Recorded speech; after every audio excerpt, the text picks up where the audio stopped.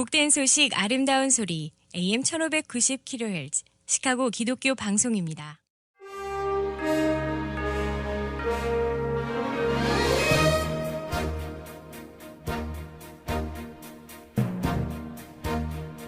청취자 여러분 안녕하십니까? 5월 9일 화요일 KCBS 헤드라인 뉴스입니다. 몬태나 주지사가 지난주 태아 생명보호를 위해 발의된 법안 5건에 모두 서명했습니다.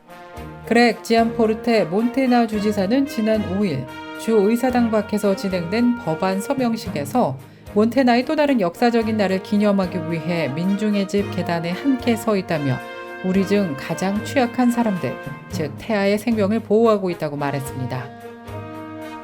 제6회 글로벌 얼라이언스 국제 컨퍼런스가 지난 5월 3일에서 5일 경북 열방센터에서 진행됐습니다. 미국 대도시들 가운데 월세 $1,500로 렌트할 수 있는 아파트먼트 공간을 조사한 결과 뉴욕 맨하튼은 6.8평에 불과했고 로스앤젤레스는 12평, 워싱턴 DC는 14평에 그친 것으로 나타났습니다. 반면 중서부와 동남부 지역에서는 $1,500로 28평이나 세들 수 있는 것으로 조사되었습니다. 텍사스주 댈러스 인근에서 총기 난사 사건이 발생해 지금까지 15명의 사상자가 발생한 것으로 나타났습니다. 이번 총기 난사 사건에서 희생된 한인 일가족의 사연도 함께 공개되면서 안타까움을 주고 있습니다. 외국에 체류 중인 한국 재외국민에 대한 정책을 총괄하는 정부 전담기구 재외동포청이 외교부 산하기관으로 다음 달 신설됩니다. 본청은 인천에, 통합민원실은 서울 광화문에 두기로 했습니다. 미국 내에서 수십 년을 거주해온 서류 미비자 이민자들이 대거 본국으로 돌아가고 있으며 지난 10년 동안 151만 5천 명이 미국을 떠난 것으로 조사되었습니다. 이상 이 시각 KCBS 헤드라인 뉴스입니다. 첫 소식입니다. 몬태나 주지사가 지난주 태아 생명보호를 위해 발의된 법안 5건에 모두 서명했습니다. 그렉 지안포르테 몬태나 주지사는 지난 5일 주 의사당 밖에서 진행된 법안 서명식에서 몬태나의 또 다른 역사적인 날을 기념하기 위해 민중의 집 계단에 함께 서 있다며 우리 중 가장 취약한 사람들, 즉 태아의 생명을 보호하고 있다고 말했습니다. 목소리를 내지 못하는 사람들에게 목소리가 되어주고 무력한 자들을 돕고 있다고 연설했는데요. 통과된 법안 중 하나는 낙태 실패 후 생존한 아기의 생명을 보호하도록 명시하고 있습니다. 또 유아안전관리법으로 불리는 하원법안 625호는 의료 전문가가 낙태 도중 살아난 아기의 생명을 구하는 의료 서비스를 제공하도록 요구하고 있습니다. 제6회 글로벌 얼라이언스 국제 컨퍼런스가 지난 5월 3일에서 5일 경북 열방센터에서 진행됐습니다. 복음주의 세계 교회를 위한 영적 동맹이라는 주제로 3일간 진행된 이번 컨퍼런스에는 4,473명의 전 세계 교회 목회자들이 참석했습니다. 세계 62개국의 116개 민족에서 모인 참가자들을 위해 28개의 언어로 동시 통역된 이번 행사는 국내 선교 컨퍼런스 중 최대 규모로 알려졌습니다. 또 이란, 튀르키예, 러시아, 요르단, 레바논, 이스라엘, 카자흐스탄, 베트남, 인도네시아, 필리핀, 불가리아 등 선교 현장 교회 지도자들도 하나님의 역사와 부흥의 소식을 다 함께 생생하게 전달하는 시간을 갖기도 했습니다.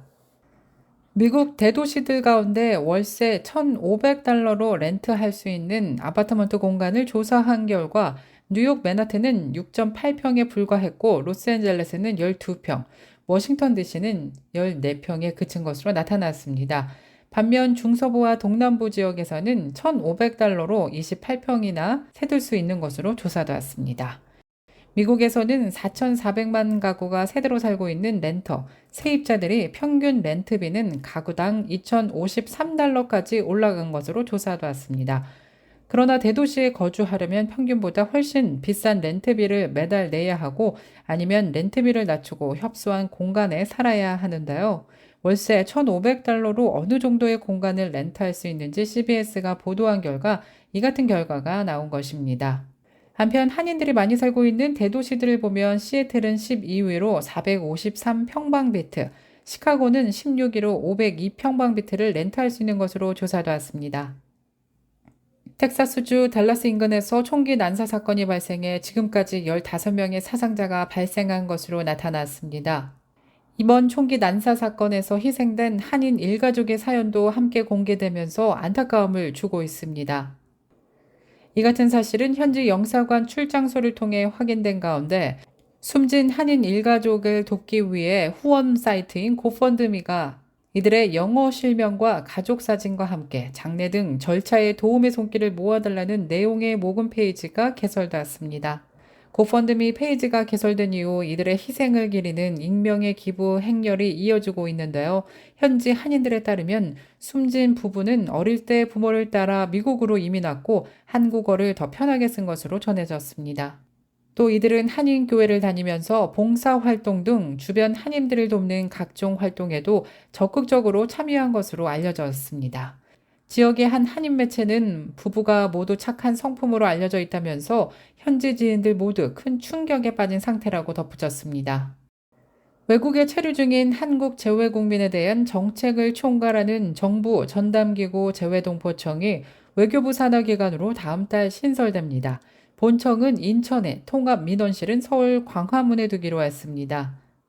이번에 신설될 재외동포청은 기존의 국적 병역과 보훈, 사증 업무뿐 아니라 세금과 연금, 기업 관세 서비스도 제공할 예정입니다.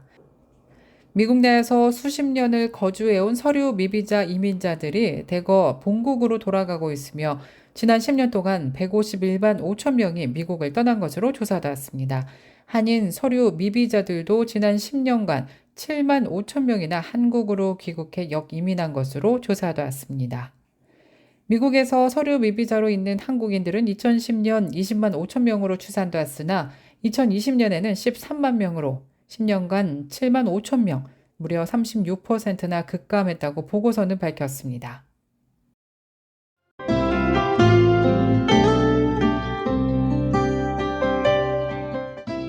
끝으로 날씨입니다.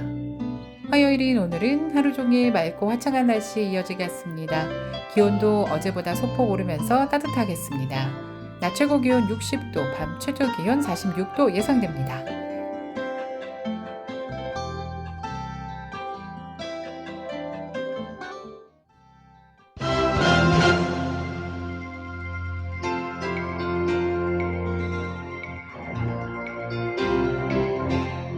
이상 KCBS 뉴스를 마칩니다. 지금까지 KCBS 뉴스 유정임이었습니다.